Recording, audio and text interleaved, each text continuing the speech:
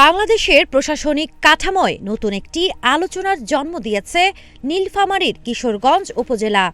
যাকে একসময় টিভির পর্দায় আলো ছড়াতে দেখা গেছে, তিনি এখন প্রশাসনের দায়িত্বে। সাবেক লাক্স সুন্দরী তানজিয়া আঞ্জুম সোহানিয়া এবার নীলফামারীর কিশোরগঞ্জে উপজেলা নির্বাহী অফিসার হিসাবে পদায়ন পেয়েছেন।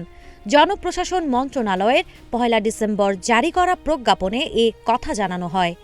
বৃহস্পতিবার যোগদানের কথা থাকলেও তিনি কাঙ্ক্ষিত দিনটিতে যোগ দেননি বলে জানিয়েছেন উপজেলা উপপ্রশাসনিক কর্মকর্তা মুকুল ইসলাম।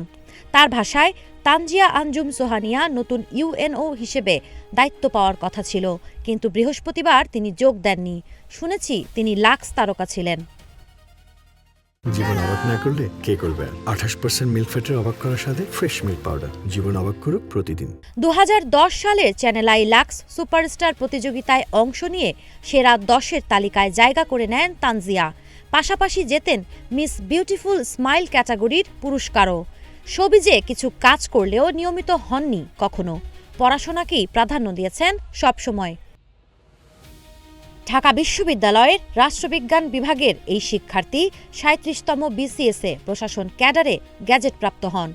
২০১৯ সালে প্রকাশিত সরকারি প্রজ্ঞাপনের মাধ্যমে তার নিয়োগের সুপারিশ আসে। ত্রয়োদশ জাতীয় সংসদ নির্বাচন সামনে রেখে দ্বিতীয় ধাপে দেশের ৭৭টি উপজেলায় নতুন ইউএনও পদায়ন করেছে সরকার।